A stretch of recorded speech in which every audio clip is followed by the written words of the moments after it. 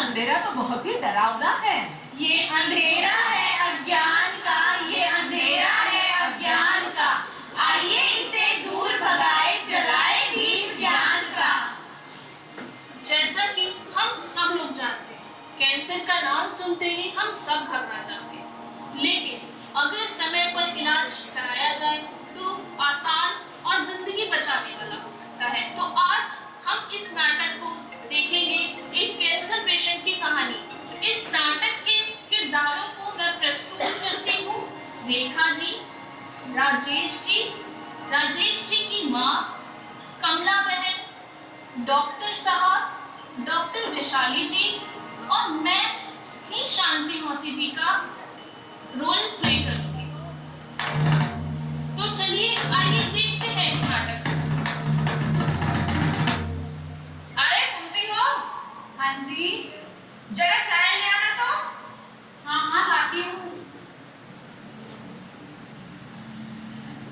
लीजिए चाय।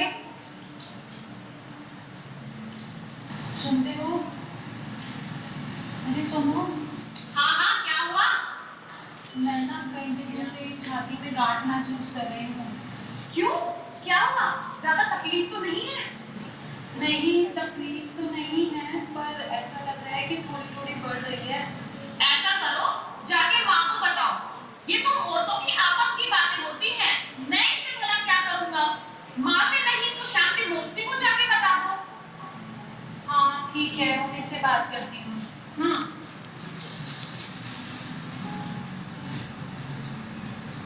माँ जी। हाँ बहू रानी। कई दिनों से ना छाती में गांठ महसूस कर रही हूँ। क्या हुआ? गांठ है, ऐसा लग रहा है कि थोड़ी थोड़ी बढ़ रही है। डॉक्टर को दिखा लें? घर में शादी के इतने सारे काम पड़े हैं, बाद में चलेंगे। ठीक है माँ जी। अरे क्या कुसुर कर रही है सास बहू की जोड़ी? बहू छाती में गांठ बतावे है, डॉक्टर के जाने की कह रही है। अरे इस छोटी छोटी गांठों के लिए डॉक्टर के पास जाना भला? मेरी बहू को भी हुई थी पिछले महीने। उसने तो नीम के पत्तों का लेप लगा लिया, अपने आप ठीक हो गई। तू भी ऐसा कर ले। पर ठीक है माँ जी, यही करती हूँ। ये अंधेरा है अज्ञान का, ये अंधेरा है अज्ञान का। आइए इसे दूर भगाए, जलाए दीप ज्ञान का। राजेश, रेखा, शांति मौसी जी और माँ जी को ये बात पता ही नहीं। अगर छाती में गांठ हो तो तुरंत अस्पताल में डॉक्टर को दिखाना चाहिए। लेकिन देखते हैं कि अब राजेश आगे क्या करेंगे। अब आगे 10 दिन के बाद। हाँ ठीक है, हो जाएगा। अरे सुनते हो? हाँ, अब क्या हुआ? शांति मौसी जी और माँ जी के बताए सारे उपाय मैंने कर लिए। अच्छा, पर ये गांठ तो कम ही नहीं हो रही। अब एक बारी डॉक्टर को दिखा लें क्या? लेकिन दिखाएं किसे? मेरी जानकार में तो कोई डॉक्टर नहीं है।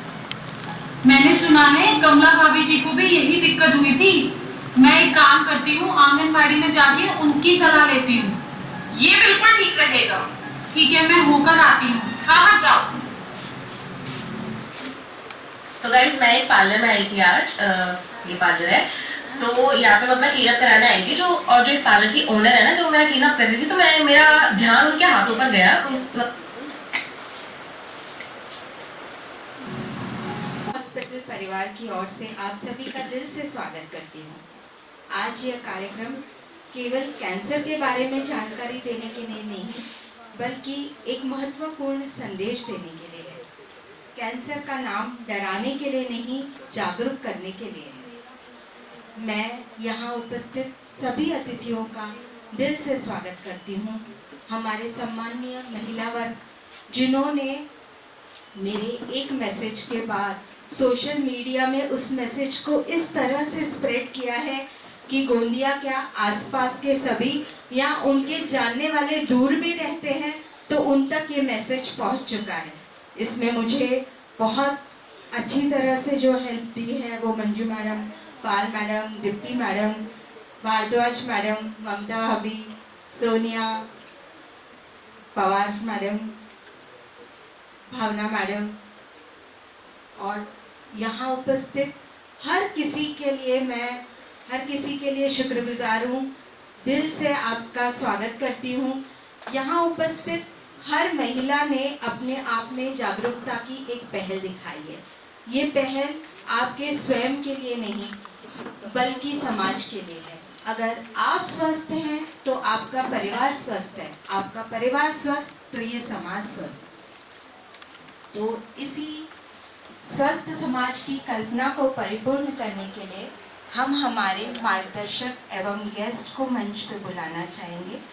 मैं सबसे पहले हमारे वरिष्ठ surgeon doctor Rajendra Jain sir को बुलाना चाहूँगी।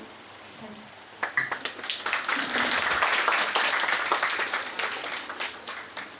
इसके बाद मैं इनवाइट करती हूँ हमारे आज के मार्गदर्शक डॉक्टर विकास जैन सर।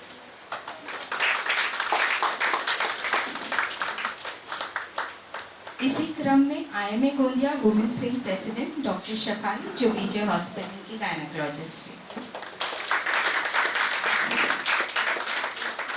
अब हमारे बीच हमें स्क्रीनिंग के विषय में बताने के लिए आए हैं डॉक्टर अभी जैन, रेडियोलॉजिस्ट जो विजय परिवार से ही है। वो भी अपना स्थान ग्रहण करें। हमारे बीच district information officer Kambade madam हैं। मैं उनका भी स्वागत करती हूँ और उन्हें भी स्थान ग्रहण करेंगे। Thank you ma'am. हमारे बीच एक ब्रेव लेडी है, कैंसर वॉरियर मिसेस प्रीति शांका मैडम। मैं उनसे रिक्वेस्ट करूँगी कि वो आए और मंच पर अपना स्थान लें। हम दीप प्रज्वलित कर कार्यक्रम की शुरुआत करेंगे। हम ज्ञान की देवी सरस्वती माता की आराधना के साथ साथ आज हेल्थ के गॉड धन्वंतरी की भी आराधना करेंगे। इसीलिए आप सभी के हाथों में आप सभी साथ में स्वास्थ्य का दीप जलाएं। मैं सभी से रिक्वेस्ट करूंगी कि अपने हाथ में जो इलेक्ट्रिक लैंप है वो जला लें और अपने हाथ को ऊपर करें। सभी मंच के गेस्ट से रिक्वेस्ट करूंगी कि आएं और समय प्रज्वलित करें एवं सरस्वती माँ एवं धन्वंतरी भगवान की आराधना करें कि हमारा समाज सदा स्वस्थ रहे।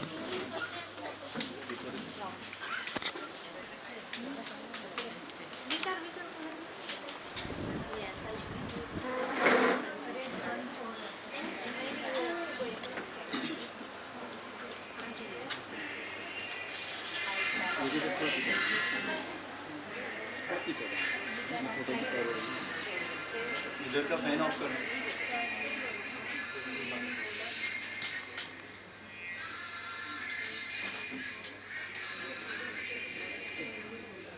सभी सुखी हो, सब निरोगी हो, सभी का कल्याण हो और किसी को भी दुख का भागी न बनना पड़े।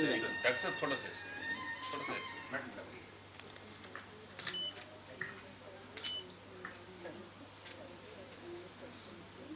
एक बार सब फिर से साथ में गाएंगे। सरस्वती देवी की जय। सर्वे भवन्तु सुखिनः, सर्वे सन्तु निरामया, सर्वे भद्राणि पश्यन्तु माँ कश्चित् दुःखभाग् भवेत्। सभी कोई निरोगी रहे, सुखी रहे, स्वस्थ रहे। माँ शारदा का हमारे ऊपर यही आशीर्वाद बना रहे। शारदा माता की जय। हमारे बीच सेकेंड लाइफ ली है डॉक्टर जूली जैन ने। मैं उसको भी आग्रह करूंगी कि वो सामने आएगी और ले आओ।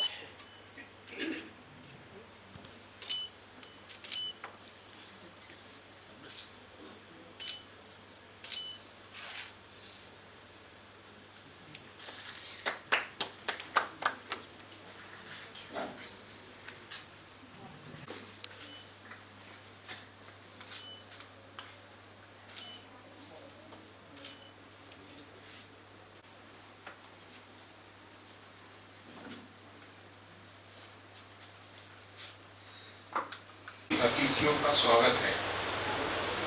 अतिथि कहना थोड़ा सा गलत होगा, आप सब लोग इसी परिवार के सदस्य हो। आगे से ज़्यादा लोगों को मैं मिल चुका हूँ, उनके साथ में काम कर चुका हूँ, तो मुझे ऐसा नहीं लग रहा कि कोई वेस्ट है। सभी हमारे परिवार के सदस्य हैं। आज का दिन गवर्नमेंट ऑफ इंडिया ने स्तन कैंसर जन जागृति दिन means breast cancer awareness day करके डिक्लेयर किया है। आज हमने हमारे आप लोगों को सबको इनवाइट किया है। आप सभी लोग दुनिया के प्रबुद्ध नागरिक हैं। हम लोगों ने ऐसे लोगों को इनवाइट किया है जो लीडर्स है। लीडर्स मेरा मतलब पॉलिटिकल लीडर नहीं, सोसाइटी में लीडर है, ओपिनियन मेकर्स है। आप लोग आज का प्रोग्राम का उद्देश्य ये है कि जैसे आप सुनते जाएंगे, आप आपके पड़ोसियों में इस संस्था में जो है उनके अलग अलग मेंबर्स को उन्होंने अपने घर में काम वाली आती, जैसा भी नाटक में देखे थे आपने, तो पूछ रहे थे किसको पूछो, तो गाइड दें। आज का उद्देश्य ये है कि आप सब लोगों में अवेयरनेस होने के लिए सोसाइटी के आखिरी करते करते पहुँच सकें।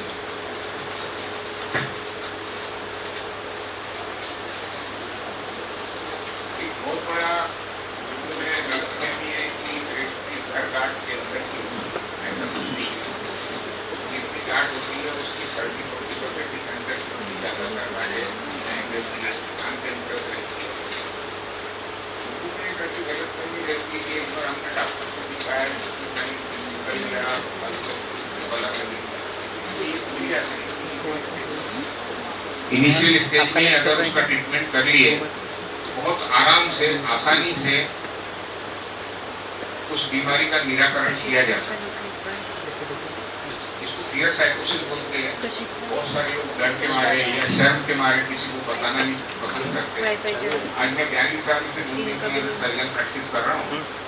मैंने देखा है कि शहर के लोग इसको बहुत छुपाते हैं, जबकि गाँव की औरतें थोड़ा सा भी कुछ रहा तो तुरंत बता देते हैं। लेकिन वहाँ शुभांति का ये है कि गाँव में जो बोला डॉक्टर रहते हैं उनको दिखाते रहते हैं, अल्टीमेटली उनका भी इलाज नहीं होगा। तो इसका आज के प्रोग्राम का उद्देश्य ये है कि आप ज़्यादा से ज़्यादा अवेयर हो, आपको इस बात का ज्ञान हो कि कुछ भी गार्ड कैंसर की हो भी सकती है, नहीं भी हो सकती है।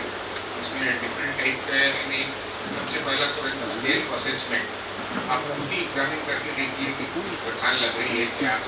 ये रेगुलरली नहाते वक्त हर 15 दिन में 10-15 दिन में आप ब्रेस्ट का एग्जामिन करिए। अगर आपको ऐसा कुछ लगता है तो आप डॉक्टर को कंसल्ट करिए। दूसरा एक लोगों में गलतफहमी है कि बुढ़ापे की बीमारी है, ऐसा कुछ नहीं है। यंग लोगों में भी होती है और यंग लोगों में ज़्यादा एग्रेसिव होती है, बहुत तेजी से फैलती है। इसके बाद इसमें ऐसा है कि सिर्फ ऑपरेशन ही इसका इलाज नहीं है। ऑपरेशन के अलावा भी दूसरी काफ़ी चीज़ें, कीमोथेरेपी है, रेडियोथेरेपी है। कीमोथेरेपी के बारे में भी लोगों को पहले बहुत डर लगता था कि कीमोथेरेपी लेंगे तो सर के बाल हो जाएंगे, वीकनेस हो जाएगा, भूख कम हो जाएगी। लेकिन आजकल की मेडिसिन वगैरह इतनी इम्प्रूव है कि कीमोथेरेपी भी बहुत सेफ हो गई है। और अब ऑपरेशन हो गया या पेशेंट का ट्रीटमेंट हो गया, उसके बाद उसका रिहेबिलिटेशन, साइकोलॉजिकल रिहेबिलिटेशन बहुत जरूरी है। क्या होता है, हर स्त्री को लगता है कि ब्रेस्ट उसका अस्तित्व खत्म हो गया है, तो उसके लिए भी रिकंस्ट्रक्टिव सर्जरी होती है, आर्टिफिशियल ब्रेस्ट बनती है। आप लोगों का उद्देश्य, हमारा उद्देश्य ये है कि आप लोग सोसाइटी को ये बताइए कि ऐसा कुछ नहीं है, उसको मॉरल सपोर्ट दीजिए, साइकोलॉजिकल सपोर्ट दीजिए, तो उससे एक समाज में अच्छा एक पॉजिटिव मैसेज जाएगा। अब इसके बाद हमारा मेन प्रोग्राम शुरू होगा। मैंने आपको कार्यक्रम की रूपरेखा बताया है। धन्यवाद। जय हिंद।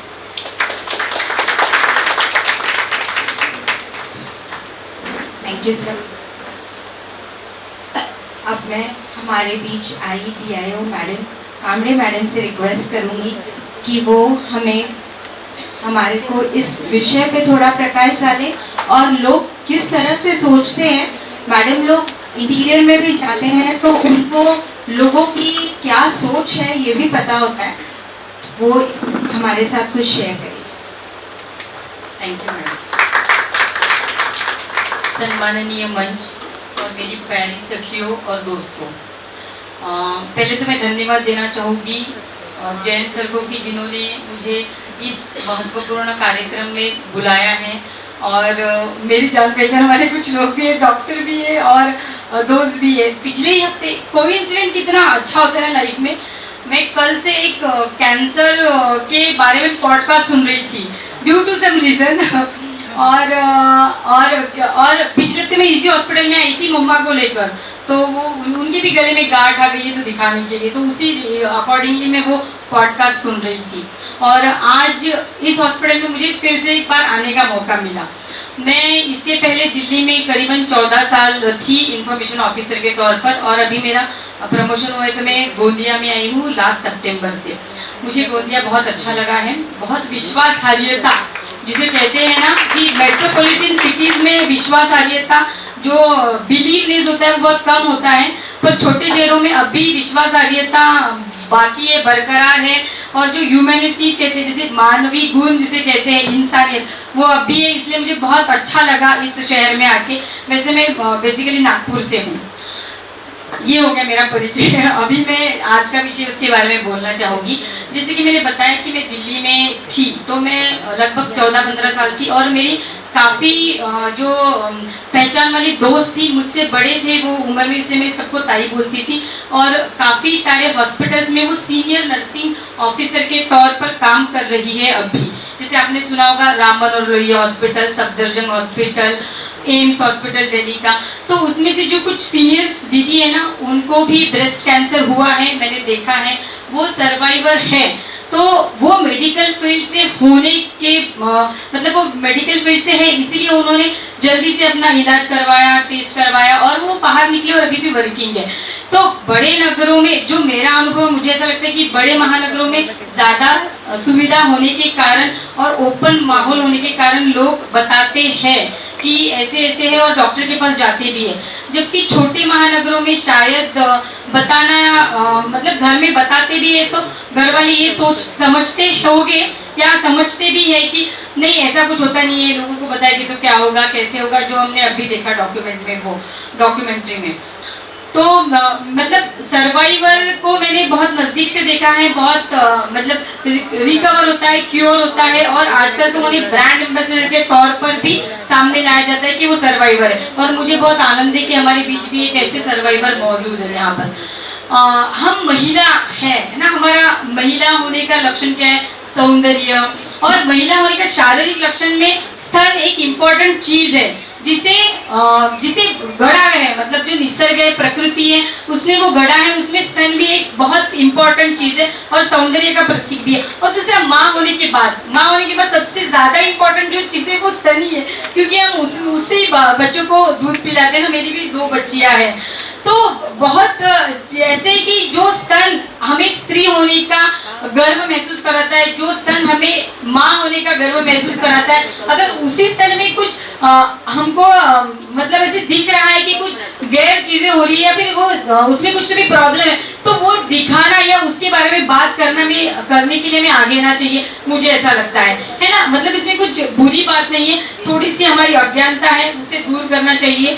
और ये जो बीजे हॉस्पिटल ने जो उपक्रम आज के दिन आयोजित किया है, जागरूकता मुहिम पर, अंतर्राष्ट्रीय ब्रेस्ट कैंसर जागरूकता मुहिम पर, ये बहुत अच्छा है। और मैडम के आह्वान पर इतनी सारी महिलाएं जो इंटेलेक्चुअल है, मतलब इस सेंस में इंटेलेक्चुअल है कि इनके ये जो कहेगी उनके पीछे 25, 30, 50 महिलाएं हाँ कहेगी या ना कहेगी, इतनी क्षमता है। मतलब आप हर एक व्यक्ति ब्रांड एम्बेसडर बन सकते हैं ब्रेस्ट कैंसर अवेयरनेस को लेकर। तो आप ये जानकारी लेकर, मैं तो तज्ञ नहीं उस विषय की, विश्लेषक नहीं हूँ, मतलब विशेषज्ञता मेरी हासिल नहीं है, पर मैं इतना जानती हूँ कि जो डॉक्टर मैडम है जो बैठे हमारे बीच में, जो जागरूकता फैलाएगी, उसको समझकर उसको अपने अपनी भाषा में, अपने अपने स्तर पर आप सभी लोगों में प्रचार प्रसार करेंगे।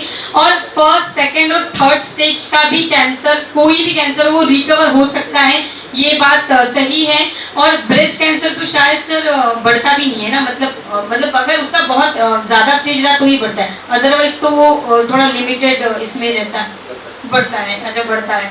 तो हाँ, और पर जैसे हर गांठ ब्रेस्ट कैंसर जो हर गांठ होती है जो स्तन में होती है कोई कैंसर नहीं होता है, क्योंकि 40 के बाद जब हमें पीरियड्स आते हैं ना तब भी कुछ ना कुछ सिम्टम्स दिखते हैं हमारे स्तन में।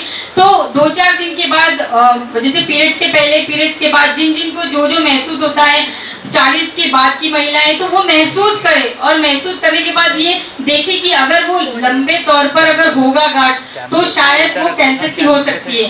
पर कम 40 के बाद जो हमारा मेनोपॉजल स्टेजेस आता है तो उसमें भी गांठें आती है, तो उसको भी महसूस करने की कोशिश करें। हाँ, ये हमारा शरीर है, हम इसे बाथरूम में देख सकते हैं, कपड़े पहनते वक्त देख सकते हैं, तो उसे देखिए, उसे महसूस करिए कि क्या चल रहा है। मतलब हम जब कपड़े पहनते तो हमें लगता है हम बहुत सुंदर दिखते हैं, हम जब कपड़े नहीं भी पहनते तब भी हम सुंदर ही है, क्योंकि ये हमारा शरीर है ना। तो ये महसूस करिए, अपने लिए थोड़ा सा समय निकालिए, 5-10 मिनट, शायद वो चेक करके भी बताइए कैसे है ना, वीडियोज में भी आजकल दिखाते हैं कि कैसे पता चलता है, तो वो चेक करिए। और यहाँ बैठे सारी इंटेलेक्चुअल महिलाओं को बहुत बहुत धन्यवाद कि जो इतने कम समय में यहाँ पर आए और आप मतलब आप सच में जागरूक है। छोटा शहर उनके बावजूद भी इतनी जागरूकता है इस शहर में कि इतने मतलब पूरा ऑडिटोरियम भर गया है, और ये बहुत अच्छी बात है। मतलब इतना विश्वास आ रहे थे जो मैंने बोला है इस शहर में इस हॉस्पिटल के नाम पर जो है वो है, इसीलिए इतने लोग आए हैं। और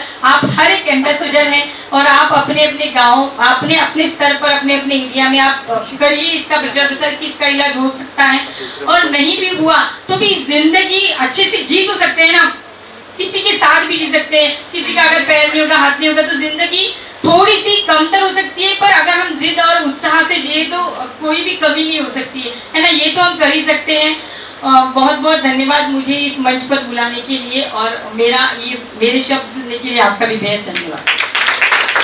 थैंक यू मैडम, आपके शब्द बहुत डीपली सबके दिल में उतरे हैं, क्योंकि आप जिस तरह से कनेक्ट कर सकते हो डॉक्टर्स के लिए फिर भी थोड़ा सा रहता है कि हाँ वो हम हमारी टेक्नोलॉजिकल बातों में ज़्यादा बोलेंगे, पर आपने डायरेक्ट कनेक्ट किया। एंड थैंक यू हमारा इनविटेशन मानने के लिए। और वाकई ये चीज़ तो मैं मानती हूँ कि 3 दिन में जिस तरह से मैसेज स्प्रेड हुआ, मेरे जो साथ वाले हैं वाकई थैंक यू, फिर से मैं थैंक यू कहूँगी दिल से। और मैडम ने जिस तरह से कहा, हमने अपने आप को रोज देखना है और संवारना है स्वस्थ रहने के लिए। मैं बीजे परिवार से अनुरोध करूंगी कि मैडम को फेलिसिटेट करेंगे। Doctor Nilesh Jain, doctor Vivek Jain, doctor Julie, doctor Ayushi, doctor Shefali, doctor Avi, doctor Vikas and Jain sir.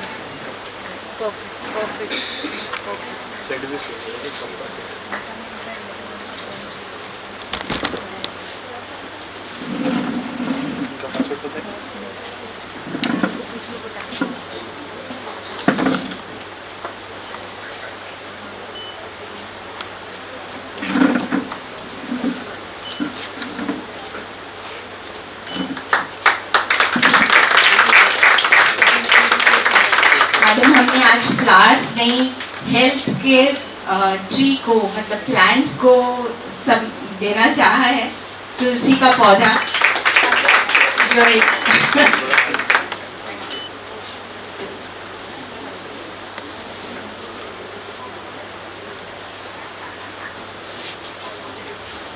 अब मैं डॉक्टर शेफाली को बोलूँगी कि वो 2 शब्द कहें, सबसे इंटरेक्ट करें।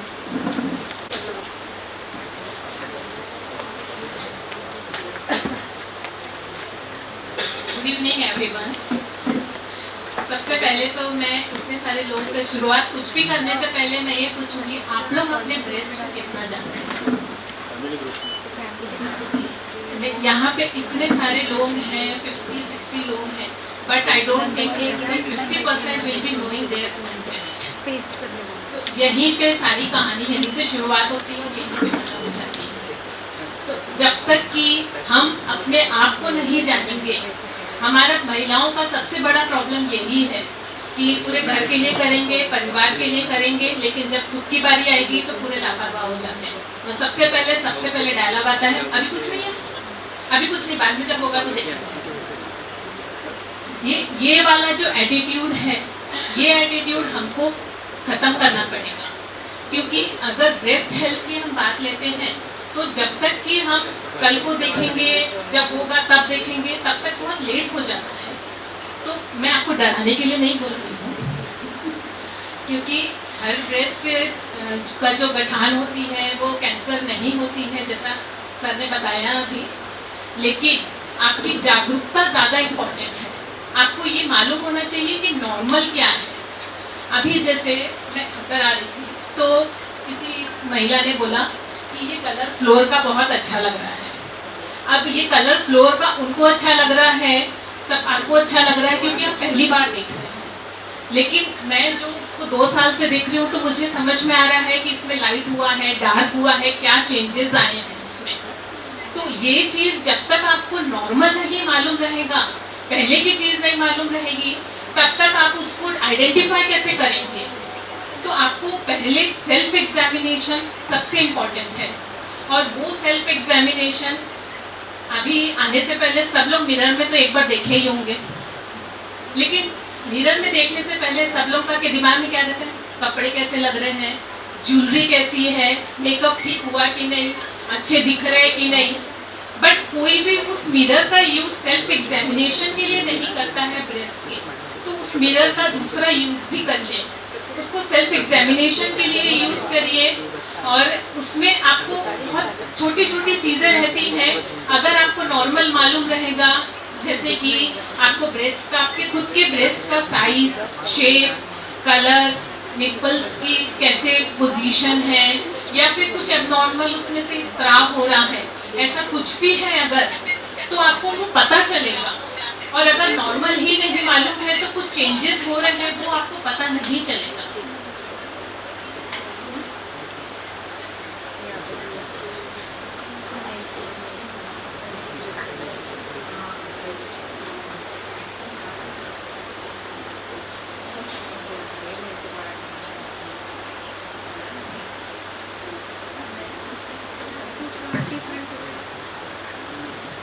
नहाते समय देखना इट इज़ गुड, बट उसके साथ साथ अगर आप मिरर के सामने प्रॉपर पोजीशन में देखेंगे तो उसमें आप कोई भी चीज़ मिस नहीं करेंगे। आप अपनी प्रॉपर पोजीशन लीजिए पहले, और आपको फिर एग्जामिन करना। और एग्जामिन जब आप करते हैं ना, तो उसमें आपको जो बीच की 3 उंगली है उससे आपको एग्जामिन करना है। और सबसे कॉमन जो मिस्टेक होती है, अपन टिप्स से करते हैं, मैक्सिमम लोग जो है टिप्स से करते हैं। आपको टिप्स से नहीं करना है, जो ये आपकी उंगलियों का गद्देदार भाग होता है उससे एग्जामिन करना है आपको, तो आपको प्रॉपर समझ में आएंगी चीज़ें। और दूसरी चीज़ बहुत इम्पॉर्टेंट है, कोशिश करिए ब्रेस्ट एग्जामिनेशन जब भी कर रहे हैं आप पोस्ट मेंस्ट्रुअल करिए। जब आपके पीरियड्स ख़त्म हो जाते हैं उसके बाद करिए, क्योंकि पीरियड्स के पहले कुछ हार्मोनल चेंजेस जो होते हैं उसके कारण अपने को जो है ब्रेस्ट में थोड़ा सा टाइटनेस रहती है, जो ग्लैंड्स जो रहते हैं वहाँ के वो थोड़े से डायलेटेड रहते हैं, तो उसके कारण जो एग्जामिनेशन फाइंडिंग्स जो होती है वो प्रॉपर नहीं होती है एंड आप कंफ्यूज हो जाएंगे। तो इसलिए make it a habit, every month you have to do it.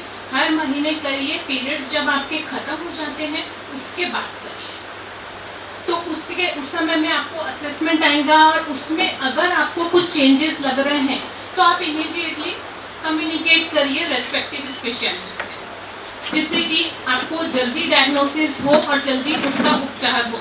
यकीन मानिए, अगर आपका जल्दी पता चलता है ब्रेस्ट का कोई भी लम्प, ज़रूरी नहीं है गठान आपकी कैंसर की होगी, जैसा सर ने बताया ओनली 30% जो गठानें होती हैं वो ही सिर्फ कैंसर की होती हैं, 70% नहीं होती हैं। लेकिन उस 70% का भी पता होना ज़रूरी है ना। अब दूसरी एक और कॉमन मिस्टेक है कि पेन नहीं है। अभी लास्ट 2 वीक्स पहले मैंने एक पेशेंट देखी, उसको 1 साल से गठान थी, लेकिन उनको तकलीफ कुछ भी नहीं थी, दर्द नहीं है। शी वॉज पूरे टाइम डिनाइल फेज में थी कि नहीं मुझे गठान या कैंसर नहीं हो सकती, क्योंकि मुझे कुछ भी तकलीफ नहीं है, मुझे दर्द नहीं है। तो ये दर्द है या नहीं है, दर्द आने का वेट मत करिए। अगर आपको गठान लग रही है इमीडिएटली चेकअप कराइए, उसका कंफ्यूजन जो है वो क्लियर कर लीजिए, जिससे कि आपको अगर पॉजिटिव है तो प्रॉपर ट्रीटमेंट मिले, और अगर नेगेटिव है तो आपके दिमाग से कंफ्यूजन निकल गया, आप टेंशन फ्री हो गए। लेकिन उसके बाद भी एग्जामिनेशन, सेल्फ एग्जामिनेशन करना फिर भी कंटिन्यू रखिए। It should be a habit, जैसे हम खाना खाते हैं, सोते हैं, तो इन द सेम वे आपकी हर महीने आपकी मेंस्ट्रुअल साइकिल्स के बाद एक हैबिट होना चाहिए सेल्फ एग्जामिनेशन की।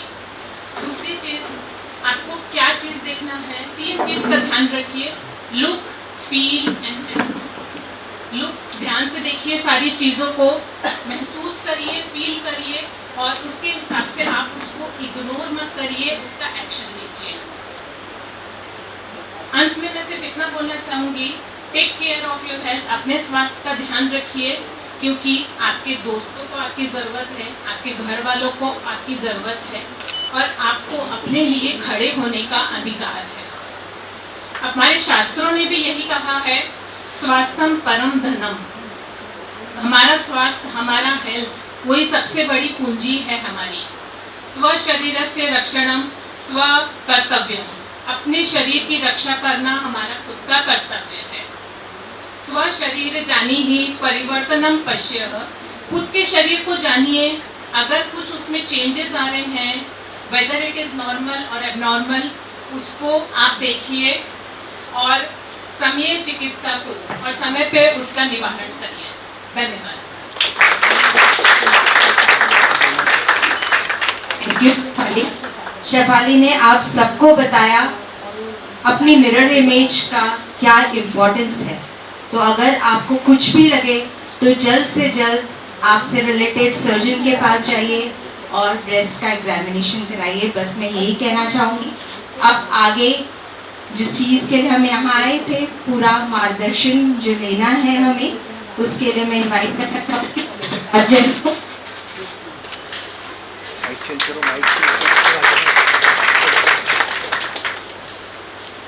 सबसे पहले वेलकम यू ऑल।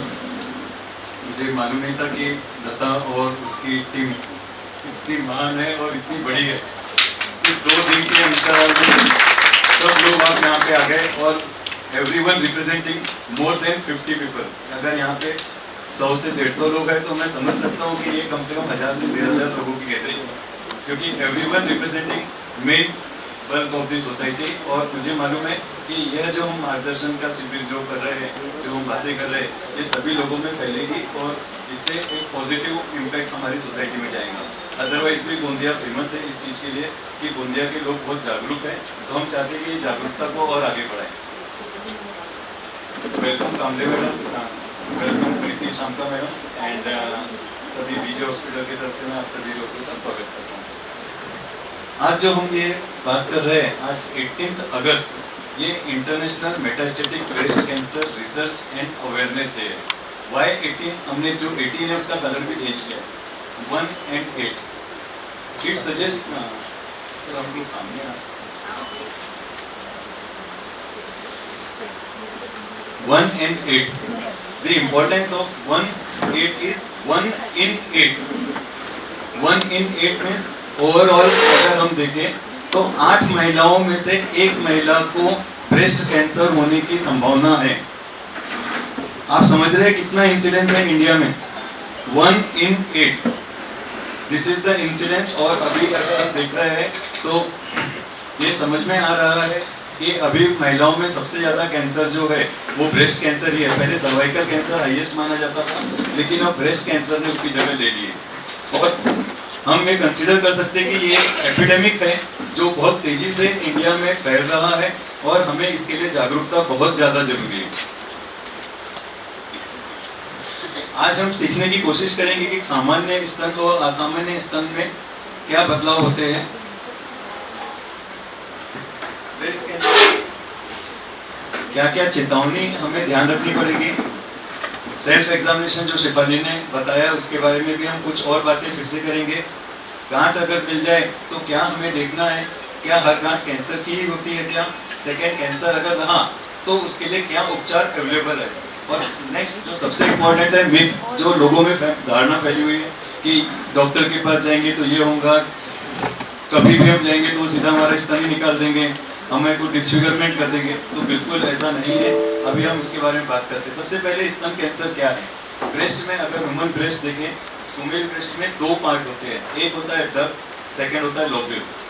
डक्ट का कोई भी भाग, उसके सेल्स अगर तेजी से बढ़ने लगे या लोब्यूल के कुछ भाग तेजी से बढ़ने लगे तो उसको हम ट्यूमर बोलते हैं। ये हमेशा जरूरी नहीं है कि वो कैंसर के ही होंगे, वो सादे ट्यूमर भी हो सकते हैं। शुरुआत में कोई भी लक्षण क्लियर नहीं होता है, लेकिन अगर हमें पता चल जाए या कुछ भी डायग्नोसिस हो जाए तो हम आगे बढ़ सकते हैं। तो हर गांठ कैंसर नहीं, ये आपको समझ के रखना है, लेकिन यह डिसीजन आपको आपके डॉक्टर के प्रति छोड़ना है कि वह डॉक्टर डिसाइड करेगा कि कैंसर है कि नहीं। हम अपने मन में सोच के बैठ गए कि नहीं ये नॉर्मल है, ऐसा नहीं। स्तन में बहुत तरह की गांठें होती है। सबसे कॉमनली जो हम लोग देखते हैं वो है फाइब्रोएडिनोमा। हार्ड गांठ रहती है जो ब्रेस्ट में सभी जगह घूमती है, उसको हम ब्रेस्ट माउस भी बोलते हैं। सेकेंड, ब्रेस्ट में जो है सिक्रेशंस आते हैं वो ग्लैंड से आते हैं। तो अगर ग्लैंड है जो हार्मोन के हिसाब से छोटी और बड़ी होती है, अगर उससे रिलेटेड गांठ रहे तो उसको हम फाइब्रोसिस्टिक डिसीज बोलते हैं, जो हार्मोनल गांठों में पहचानी जाती है। दूसरा रहता है ब्रेस्ट में सिक्रेशंस बहुत होते हैं तो उसके कारण सिस्ट भी बनती है, यह भी एक गांठ तरह की होती है। लैक्टेशन के पीरियड में बहुत बार पोस्ट डिलीवरी गांठें बन जाती है, मिल्क के जमा होने के कारण भी बन जाती है, जिसको गैलेक्टोसिस बोला जाता है। और बहुत बार सिस्टिक एनलार्जमेंट भी होता है, उसको भी हम मान के चलते हैं। कभी कभी इन्फेक्शन के कारण भी गांठें बनती है, जिसको ब्रेस्ट एब्सेस बोला जाता है। लेकिन सबसे इम्पोर्टेंट जिसके बारे में हम हमेशा डरने की कोशिश करते हैं वो है कैंसर की गांठ। और कोई भी नई गांठ हुई तो हमें इसलिए जांच करना आवश्यक है क्योंकि 30% ऑफ ब्रेस्ट सिस्ट या ब्रेस्ट गांठ जो भी रहेगी उसमें कैंसर की संभावना ज़्यादा होती है। और हम ये सोच के चले कि नहीं मुझे तो हो ही नहीं सकता, ऐसा बिल्कुल नहीं है। There are few warning signs जो हमें पता होना बहुत जरूरी है। अगर स्तन में कोई भी नई गांठ, कोई नई स्वेलिंग अगर दिखाई दे जो 1 नंबर फोटो में दिख रही है तो हमें ध्यान देने की कोशिश करना है। आकार में बदलाव, दोनों ब्रेस्ट में अगर हम कंपेयर करें कुछ भी डिसफिगरमेंट दिख रहा है इसका मतलब है कुछ एब्नॉर्मलिटी है, हमें ध्यान देने की जरूरत है। 3rd नंबर पे हम देखते हैं कि स्किन में चेंजेस आ रहे हैं, रेडनेस में दिख रहा है या जैसे संतरे की परत, ऊपरी परत जैसे उसमें दाने दाने दिख रहे हैं, इसको हम प्यूडी ऑरेंज बोलते हैं। अगर इस तरह के कुछ भी चेंजेस दिख रहे हैं तो हमें नजरअंदाज नहीं करना है, इमीडिएटली डॉक्टर को दिखाना है। नेक्स्ट जो 4थे नंबर पे जो दिख रही है उसको बोलते हैं निपल रिट्रैक्शन। नॉर्मली किसी लोगों का नॉर्मल निपल भी रिट्रैक्टेड रहता है, नॉर्मल है तो कोई प्रॉब्लम नहीं, लेकिन एबनॉर्मली सडनली चेंज आया, निपल अंदर घुसना चालू हुआ या एक तरफ में टेढ़ा होना चालू हुआ, उसको बिल्कुल इग्नोर मत करिए। ये बहुत बार क्या होता है बल्कि ब्रेस्ट में हम पहचान नहीं पाते कि अंदर गांठ है कि नहीं है, लेकिन ये बहुत ही इमीडिएट साइन है जो हमें ध्यान रखना होता है। नेक्स्ट है अगर हमें कुछ भी एबनॉर्मल दिख रहा है या बगल में गांठें दिख रही है या अगर ब्रेस्ट में कोई डिस्चार्ज आ रहा है तो वो इग्नोर नहीं करना है, वो भी एक वार्निंग साइन में आता है। डिस्चार्ज बहुत बार मिल्की डिस्चार्ज आता है, दैट इज नॉर्मल, लेकिन नॉर्मल और एबनॉर्मल हम नहीं पहचान पाते। लेकिन ब्लड डिस्चार्ज अगर है, वाटरी छोड़ के कोई दूसरे कलर का डिस्चार्ज आ रहा है तो हमें वो इग्नोर नहीं करना है और इमीडिएटली डॉक्टर से कंसल्ट करना है। एक और मिथ जो हम लोग नीचे बॉक्स में कुछ मिथ के बारे में भी बार बार बात कर रहे हैं, दर्द नहीं होना, मुझे गांठ है दर्द नहीं है बिल्कुल तो इसका मतलब वो कैंसर हो ही नहीं सकता, ऐसा बिल्कुल नहीं है। Most of the breast cancer start with painless, ठीक है, तो पेनलेस गांठ अगर कोई है तो वो ब्रेस्ट कैंसर के होने का डर रह सकता है। एक और मिथ है कि उम्र, ब्रेस्ट कैंसर सिर्फ 40 की उम्र के बाद ही होता है। वेस्टर्न वर्ल्ड में तो भी ये बहुत कुछ ट्रू है, बट इंडियन स्टडीज में अगर देखा गया है कि 35 से 45 की एज में हाईएस्ट नंबर ऑफ इंसिडेंस है। 15 to 20% ऑफ ब्रेस्ट कैंसर 35 से 45 की एज में, और इंडिया में हम देख रहे हैं वो यंगर एज 22 ईयर की फीमेल को भी मैंने ब्रेस्ट कैंसर देखा हुआ है और ऑपरेट किया है। तो आप ये इग्नोर बिल्कुल नहीं कर सकते हैं कि यंग एज में नहीं होता है, हमारे यहाँ सब चीज़ें पॉसिबल है, तो हमें इग्नोर नहीं करना है, लेकिन डरने का नहीं रहता है। 90 to 95% यंग एज में जो रहता है, अगर हम 25 की एज से कम एज की बात करें तो वो फाइब्रोएडिनोमा ही रहने के चांसेस ज़्यादा रहते हैं या प्यूबर्टी की गांठ रहने के चांसेस रहते हैं, लेकिन वो हमें चेक कराना चाहिए और मिस नहीं करना चाहिए। नेक्स्ट होता है फैमिली। एक और बोलते हैं मेरे फैमिली में कैंसर नहीं है तो मुझे हो ही नहीं सकता। Family is possible only in 10% of cases. 90%, 80 to 75 to 80% cases में there is no family history. अगर हम देखेंगे तो उसमें फर्स्ट टाइम डिटेक्टेड रहता है, जिनकी फैमिली में कैंसर कभी नहीं हुआ है उनको होता है, लेकिन अगर फैमिली हिस्ट्री है तो हमें ज़्यादा ध्यान देने की जरूरत है। जेनेटिक, BRCA1 और BRCA2 ये अभी एक नया जेनेटिक स्टडीज आया है। अगर किसी को भी कैंसर है तो उनसे हम आजकल बोलते हैं BRCA1 और BRCA2 कराओ। पहले ये बहुत महंगी जांच होती थी, अभी और कॉस्ट कम होती जा रही है, इससे फैमिलियल कैंसर पता चलता है, 65 टाइप ऑफ कैंसर पता चल जाते हैं अगर फैमिली में किसी को होने की संभावना है तो ये अभी टेस्ट पहले हैदराबाद में होती थी, अब नागपुर में भी होने लगी, तो इसके बारे में भी हमें पता चल सकता है और एटलीस्ट इससे हम इग्नोरेंट नहीं रहेंगे, कुछ भी नई चीज हुई तो हम पहचान सकेंगे। नेक्स्ट, हार्मोनल गांठें। एक सबसे इंपॉर्टेंट एक और चीज रहती है, हार्मोन के हिसाब से चेंजेस आते हैं। बहुत सारे लोग इनफर्टिलिटी के लिए हार्मोन्स खाते हैं, बहुत सारे लोग लेट जैसे अर्बन लाइफस्टाइल है, लेट मैरिज हो रही है तो उसके लिए हार्मोनल खाते रहते हैं, फिर बाद में दवाइयाँ खाते हैं। हार्मोनल इम्बैलेंस से भी गांठें बनती है और उसमें भी मेलिग्नेंसी होने का डर, कैंसर होने का डर ज़्यादा रहता है। Second, lifestyle disorder. ब्रेस्ट को अभी हम लाइफस्टाइल डिसऑर्डर से बहुत ज़्यादा कोरिलेट कर रहे हैं। ओबेसिटी है, जो ड्रिंक्स करती है लेडीज, जो स्मोकिंग करती है, जो फिजिकल एक्टिविटी रिस्ट्रिक्टेड रहती है, वो सब लोगों में कैंसर की संभावना बहुत ज़्यादा रहती है। जो ब्रेस्ट फीडिंग नहीं कराते हैं बच्चों में, अर्बन में बहुत कॉमन है ये चीज़ भी, तो उसमें क्योंकि ब्रेस्ट में सिक्रेशंस जमा रहते हैं तो फ्यूचर में उसमें चेंजेस आने का डर ज़्यादा रहता है। अब next is the self breast exam. Shefali ने बहुत डिटेल में बताया, एक मैं वीडियो के द्वारा वो बताने की कोशिश करूंगा।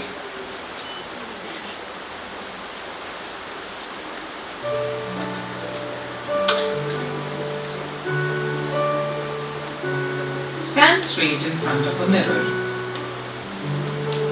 Use your left hand to check your right breast and use your right hand to check your left breast. Always check in the clockwise direction. And use only fingertips to do the check. Look for the hidden lumps near the armpit.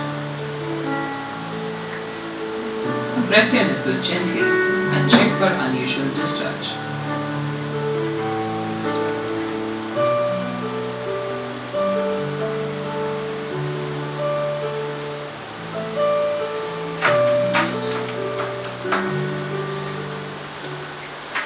ये हमने Fortis hospital की site से निकाला, जिसमें easily हम लोगों को aware कर सके, बता सके। तो सबसे पहला जो शेफाली ने बताया, लुक। सबसे पहले हमें एग्जामिन करना है, देखना है कोई गांठ दिख रही है क्या। सेकंड, हाथ लगा के उसे फील करना है, महसूस करना है। और थर्ड, अगर कोई चेंजेस है तो उसको नोट करना है और इमीडिएटली हमें अगर कुछ भी बदलाव दिखा तो उसे दिखाए, मतलब अपने डॉक्टर से कंसल्ट करें, that is more important. Second, अगर जब भी हम सेल्फ एग्जामिनेशन करते हैं तो पहले हम हाथ बाजू में रख के एग्जामिन करें। सेकेंड, दोनों हाथ ऊपर रख के एग्जामिन करें, जिसमें ब्रेस्ट का लेवल दोनों इक्वल रहना चाहिए। अगर कोई हाइयर ज़्यादा जा रहा है, कम जा रहा है, इसका मतलब है अंदर पे कोई गांठ हो सकती है। थर्ड, बगल में हाथ रख के फिर से एग्जामिन करना है, जिससे कि रिट्रैक्शन हमें समझ में आए। जैसा हम बात कर रही है, जो तीनों पोजीशन है जिसमें हमें देखना है। नेक्स्ट है, एग्जामिनेशन करने के लिए फिंगर पल्प का यूज करना है, जैसा मैडम ने बताए थे। और दूसरा, हमेशा जब हम ब्रेस्ट में एग्जामिन करते हैं, एट द सेम टाइम हमें बगल में एक्सिला में भी जरूर हाथ लगा के देखना है कोई गांठ तो नहीं। नेक्स्ट, हमें निपल के तरफ ध्यान देना है कि निपल में रिट्रैक्शन या एक तरफ में डाइवर्ट तो नहीं हो रही है। ऐसा नए बदलाव अगर दिखे तो देखते हैं, शायद खुद ही ठीक हो जाएंगे कहकर महीनों इंतजार ना करें, यह सबसे बड़ी गड़बड़ हो जाती है और इसी में निग्लेक्शन होता है। अगर गांठ मिल जाए, अब नेक्स्ट स्टेप रहती है कि अगर हमें गांठ मिल जाए तो घबराना नहीं है। मोस्ट ऑफ द टाइम वो कैंसर कभी भी नहीं होते, लेकिन उसे टालना नहीं है, क्लिनिकल जांच करना है। डॉक्टर के पास जाएंगे, डॉक्टर हमेशा उसको एग्जामिन करेंगे ब्रेस्ट और एक्सिला को, अकॉर्डिंगली आपके एज के हिसाब से उसकी इन्वेस्टिगेशन करेंगे, सोनोग्राफी करने की कोशिश करेंगे या मेमोग्राफी करेंगे, और ज़रूरत पड़ी तो हम उसका टिश्यू बायोप्सी लेंगे या फाइन नीडल एस्पिरेशन साइकोलॉजी करेंगे और अकॉर्डिंगली हम उसका ट्रीटमेंट बताएंगे। गांठ दर्द नहीं करती इसलिए कैंसर नहीं है, यह बिल्कुल सही नहीं है, महत्वपूर्ण टैगलाइन है इस स्लाइड की। सो क्लिनिकल एग्जामिनेशन, इमेजिंग और टिश्यू डायग्नोसिस। बायोप्सी सबसे इम्पोर्टेंट चीज़ है, इससे ही हमें ब्रेस्ट कैंसर की पुष्टि होती है। सेकेंड, इसके बाद में हमारे पास जो टिश्यू रहता है उससे हम फर्दर इन्वेस्टिगेशन कर पाते हैं, ER, HER2 इम्यूनोहिस्टोकेमिस्ट्री की जांच कर पाते हैं, और ये सब जांच के बाद में आगे हम डिटेल डिसाइड कर पाते हैं ऑपरेशन करना है नहीं करना है, उसकी लिम्फ नोड का स्टेटस क्या है, फर्दर इन्वेस्टिगेशन, ये सब इसके बाद डिसाइड होता है। तो बेसिक सब जांच हमें पहले करनी पड़ती है। अगर कैंसर की पुष्टि हो जाए तो इलाज संभव है क्या? बिल्कुल संभव है, लेकिन सब कुछ डिपेंड करता है कैंसर का प्रकार, कैंसर की स्टेज, कैंसर का इम्यूनोहिस्टोकेमिस्ट्री मतलब ER, PR, HER2 का स्टेटस, मरीज की उम्र, मरीज का स्वास्थ्य और रोगी की पसंद। रोगी की पसंद यानी सर्जरी में अभी जो हम लोग जो बात करते हैं गोंदिया में कॉमनली जो हम लोग अभी तक के करते आ रहे हैं वो है मेस्टेक्टोमी, यानी पूरा का पूरा ब्रेस्ट निकालना। लेकिन now we are doing breast conservative surgery also. What is breast conservative surgery? मतलब कैंसर वाली है जो गांठ है उसके सराउंडिंग 1 सेंटीमीटर की मार्जिन लेते हुए हमने वो टिश्यू को निकाला, बगल से पूरी की पूरी एक्सिला क्लियरेंस किया। ये पार्ट इसको बोलते हैं ब्रेस्ट कंजर्वेटिव सर्जरी। इसमें ही रिकंस्ट्रक्शन भी होता है जिससे कि जो कॉस्मेटिकली ब्रेस्ट को वापस फिगरमेंट किया जाता है, ठीक है। तो वो ब्रेस्ट कंजर्वेटिव सर्जरी भी पॉसिबल है, ठीक है। सेकंड, ब्रेस्ट कंजर्वेटिव सर्जरी में सबसे इंपॉर्टेंट चीज जो नोट करना है, सभी लोगों को यही रहता है कि कंजर्वेटिव सर्जरी आसान चीज है। कंजर्वेटिव सर्जरी के बाद कीमोथेरेपी और रेडियोथेरेपी एकदम कंपलसरी रहता है। तो बहुत बार हम गाँव के मरीज को कभी ये ऑफर करते ही नहीं, क्योंकि उन्होंने ऑपरेशन के बाद हो गया अब तो कुछ नहीं करना है। तो कभी भी कैंसर में 3 ट्रीटमेंट करना ही होता है, सर्जरी, कीमोथेरेपी और रेडियोथेरेपी। अगर इनकम्प्लीट किए तो अगर हमें इंटीरियर का पेशेंट कोई दिख रहा है तो बेटर है कि हम पूरा रेडिकल मेस्टेक्टोमी कर दो, जिससे कि आगे के लिए कीमोथेरेपी अगर उन्होंने लिया तो बहुत अच्छा है, लेकिन कुछ मिस नहीं होगा, रिकरेंस जल्दी नहीं आएगा। लेकिन हमें ध्यान रखना है कि इनकम्प्लीट ट्रीटमेंट नहीं होना है। तो ब्रेस्ट कंजर्वेटिव सर्जरी अभी रिसेंटली आप जहाँ भी बात करेंगे, हम लोग कहीं भी हमारे सभी कॉन्फ्रेंस में ब्रेस्ट कंजर्वेटिव सर्जरी, उसकी टेक्निक, उसमें मॉडिफिकेशंस, ये सब पे ही बात हो रही है।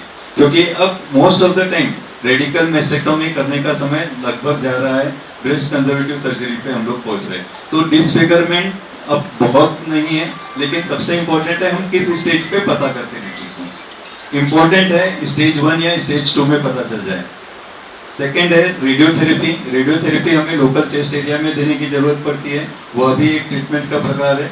According to stage, according to disease हमें देना होता है। Chemotherapy, hormonal therapy as per दी प्री मेनोपॉजल है कि पोस्ट मेनोपॉजल है, मीन्स पीरियड आ रहे हैं कि पीरियड खत्म हो चुके हैं। अकॉर्डिंगली हार्मोनल थेरेपी वो डिपेंड करता है इम्यूनोहिस्टोकेमिस्ट्री के स्टेटस पे। ये हम कुछ मैं डीप बातें कर रहा हूँ, लेकिन ये कुछ बातें अब जो भी अगर ब्रेस्ट कैंसर है उसके फैमिली में गुजरा होगा तो उसको ये सब चीजें मालूम है। जो नए हैं उनको भी मालूम होना चाहिए। ब्रेस्ट में एक सबसे अच्छी चीज जो है कि किसी भी स्टेज में इलाज संभव है। अगर हम स्टेज 4 पे भी मिलते हैं तो ब्रेस्ट ऐसी चीज है जिसका इलाज अवेलेबल है। हार्मोनल है, इम्यूनोमॉड्यूलेटर है, बायोलॉजिकल थेरेपी है, एवरीथिंग इज अवेलेबल। लेकिन डायग्नोसिस होना चाहिए और सबसे पहला है बीमारी से डरना है, इलाज से नहीं घबराना है। इलाज करना है। आप समझ लीजिए अगर मुझे बीमारी हुई तो मैं 6 महीने उसमें पूरा डिवोट होकर मेहनत करना है। वो 6 महीने हम अपनी हेल्थ में लगा देना है, आपको इमीडिएट रिजल्ट मिलेंगे। मैं अभी ऑपरेट कर ली, अब 3 महीने बाद कीमोथेरेपी लूंगी, ऐसा नहीं होता। टाइमली सब चीजें ट्रीटमेंट करना होता है तो रिजल्ट अच्छे मिलते हैं। नेक्स्ट सबसे इंपॉर्टेंट पार्ट जो है सपोर्टिव एंड पैलिएटिव केयर, जरूरत के अनुसार हर स्टेज पे। और इसीलिए आप सब लोग जो मेरे सभी सामने जो मैडम लोग बैठे हैं, मैं उनको ये तहे दिल से और सबसे ये रिक्वेस्ट करना चाहूँगा कि you are the cream of the society, और आप लोगों को इसके लिए जागरूक करना है। और सबसे इम्पोर्टेंट है सपोर्टिव केयर का पार्ट जो है ये हमें करना है। उनको कैंसर हो गया मतलब अब ये हो गया, ऐसा कुछ भी नहीं है। इलाज सब समय पे अवेलेबल है और उनको पॉजिटिवली मोटिवेशन सबसे इम्पोर्टेंट है जो देना जरूरी होता है। अब स्क्रीनिंग और अर्ली डायग्नोसिस सबसे कॉमन है। हम जब सोसाइटी में कॉमन में मास में जाते हैं कि 40 की एज के बाद में हम मेमोग्राफी कर रहे हैं, दैट इज स्क्रीनिंग। अगर किसी को गांठ मिल गई और उसके बाद हम उसका उपचार कर रहे हैं, दैट इज अर्ली डायग्नोसिस। गांठ के समय में आ गया तब हम उस हिसाब से उसके इन्वेस्टिगेशन और वर्कअप करते जा रहे हैं, तो वो अर्ली डायग्नोसिस है और उस समय पे हम ट्रीटमेंट चालू कर रहे हैं। स्क्रीनिंग जो है हम सोसाइटी में करते हैं और उसके अकॉर्डिंगली स्क्रीनिंग टूल में सबसे कॉमनली जो है 40 की एज में, जैसे वेस्टर्न वर्ल्ड में हर साल मेमोग्राफी कंपलसरी है। इंडियन गवर्नमेंट ने अभी तक कंपलसरी नहीं किया है, but that is a important tool जो अभी अब आ रहा है। धीरे धीरे अपनी इंडियन सोसाइटी एजुकेट होते जा रही है, गवर्नमेंट अभी हेल्थ सर्विस पे बहुत ज़्यादा ध्यान दे रही है, तो may be in next 2 or 5 years it become compulsory for. अब अगली हम जो एक बात कर रहे हैं मिथ बनाम तथ्य। मिथ है कि गांठ है तो कैंसर नहीं है, गांठ में दर्द नहीं है तो कैंसर नहीं हो सकता, ऐसा बिल्कुल भी नहीं है। हम लोग बार बार ये टेक होम मैसेज लेकर हमें कंसीडर करना है कि हर गांठ में कैंसर होने की संभावना रहती है, उसको इग्नोर नहीं करना है। और स्पेशली पेनलेस है तो इसका मतलब है कैंसर नहीं है, ऐसा बिल्कुल नहीं है। हर गांठ कैंसर होती है, ये भी गलत है। 30% of the breast lump are malignant. Young age में 90% तक के बिनाइन होते हैं। मैं युवा हूँ इसलिए ब्रेस्ट कैंसर नहीं होगा, ये भी गलत धारणा है। लेकिन हमें ध्यान रखना है कि इंडिया में 35 से 45 में one of the highest incidence है। As the age advances cancer और बढ़ते जाता है। मामूली डिस्चार्ज सामान्य है, बिल्कुल सामान्य हो सकता है, लेकिन ये आप डिसाइड नहीं करेंगे, आपका डॉक्टर डिसाइड करेगा। उसका साइटोलॉजिकल एग्जामिनेशन करेंगे, उससे हमें पता चलेगा। स्पेशली अगर ब्लडी डिस्चार्ज आ रहा है, लगातार डिस्चार्ज आ रहा है, तो उसको तो बिल्कुल इग्नोर नहीं करना है। सेल्फ एग्जामिनेशन कर लिया, अब मेमोग्राफी या डॉक्टर की जरूरत नहीं, यह बिल्कुल गलत है। सेल्फ एग्जामिनेशन से आप सिर्फ अपना पहचान सकते हैं, लेकिन सेल्फ अवेयरनेस और स्क्रीनिंग और डायग्नोस्टिक इवेल्युएशन का विकल्प नहीं है। इसका मतलब है अगर गवर्नमेंट जब आगे फ्यूचर में आफ्टर 40 इयर्स मेमोग्राफी कंपलसरी करती है, तो इसका मतलब है हमें मेमोग्राफी भी करना जरूरी रहेगा। कैंसर हो गया तो इलाज बेकार है, यह भी एक बहुत बड़ा मिथ है। कैंसर हो गया तो इलाज हर स्टेज में अवेलेबल है। बहुत सारे लोग छुपाते हैं कि नहीं मैं जाऊंगी तो ये हो जाएगा, मेरी लाइफ छोटी हो जाएगी, ऐसा बिल्कुल नहीं है। इलाज के बाद में अगर प्रॉपर स्टेज पे डिसीज मिल गई तो लाइफ अच्छी बढ़ेगी। और उस 4-6 महीने आपको परेशानी जरूर है, लेकिन जो समय चले गया वो वापस नहीं आने वाला है, ये हमें समझ के चलना। सो आप बचने के लिए क्या क्या कर सकते हैं? रेगुलर फिजिकल एक्सरसाइज, अपने वजन का ध्यान रखना है, ड्रिंक्स और टोबैको ये सब चीज़ों से दूर रहने की कोशिश करना है। ब्रेस्ट फीडिंग के बहुत लाभ है, उसमें एक सबसे इम्पोर्टेंट है इट प्रिवेंट्स ब्रेस्ट कैंसर। और लक्षण अगर मिले तो इमीडिएटली डॉक्टर को बताना है। So what is the take home message? नई गांठ या नया बदलाव कुछ भी मिले इमीडिएटली डॉक्टर को बताए। दर्द ना होना कैंसर को नकारता नहीं है। मोस्ट ऑफ द गांठ आर नॉन कैंसरस, लेकिन यह हम कारण और जांच के बाद ही तय कर पाते हैं। सेल्फ अवेयरनेस से मदद मिलती है, लेकिन डायग्नोस्टिक इवैल्यूएशन का कोई विकल्प नहीं है। ब्रेस्ट कैंसर का इलाज संभव है, जल्दी पहचान और समय पर उपचार ही परिणाम बेहतर देते हैं। नाउ हमारा बीजे हॉस्पिटल का जो एक्सपीरियंस है, अभी तक हमने 991 केसेस, लास्ट 4 दिन में एक और हुआ तो इसमें 991 हो गए ब्रेस्ट कैंसर केसेस अभी तक के हमने यहाँ पे ऑपरेट किए। Approximately life expectancy is from 6 month to 25 year. जो इनिशियली भी ऑपरेट किए हुए वो पेशेंट भी अभी जो अगर टाइमली किया हूँ मैंने, जैसे मेरे को 26 साल हो रहे गोंदिया में, तो अभी भी जिंदा है। एक लेडी मैं सोच रहा था कि वो आना चाहिए, वो नहीं पहुँच पाए, अब वो ओल्ड एज हो गए हैं उनको, तो वो भी अभी भी है। तो लाइफ एक्सपेक्टेंसी अच्छी है टाइमली अगर डायग्नोसिस हो जाए। One of the world records of largest breast tumour operated 37 centimetre, जो कि लिफ्का बुक ऑफ रिकॉर्ड और एशिया बुक ऑफ रिकॉर्ड में भी आया था। ये कुछ ट्यूमर है जो यहाँ पे ऑपरेट हुए हैं हमारे, इसके रिकॉर्ड्स के। अब ये क्या बोलेंगे, ये तो दूर से ही दिखने वाली चीज है, दिस इज ओनली इग्नोरेंस। तो ये चीज हम डरते रहेंगे और इसमें सब चेंजेस आपको आंखों से दिख रहे हैं। कलर स्किन में चेंजेस है, वेस्कुलरिटी प्रोमिनेंट है, निपल रिट्रैक्शन है। सो अभी नेक्स्ट पार्ट है क्वेश्चन एंड आंसर, जिसके लिए हम कभी भी डिस्कस कर सकते हैं और आप जब भी कोई क्वेश्चन चाहे तो आप पूछ सकते हैं। बिफोर दैट एक वीडियो में दिखाना चाहूँगा।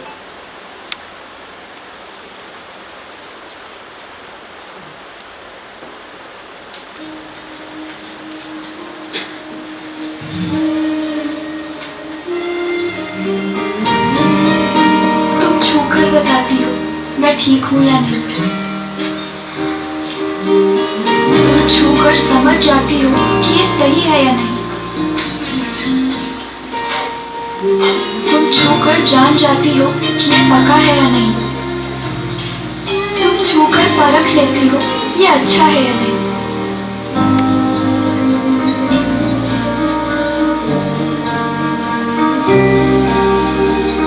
तो जरा खुद को छूकर बता दो कि तुम ठीक हो या नहीं। महिलाओं को स्तन स्व परीक्षण करना जरूरी है। निरीक्षण करने पर अगर कोई बदलाव दिखे या महसूस हो तो अपने नजदीकी डॉक्टर से सलाह लें। और अधिक जानकारी के लिए indiancancersociety.org पर जाएं। रहे कैंसर से 2 कदम आगे। Thank you.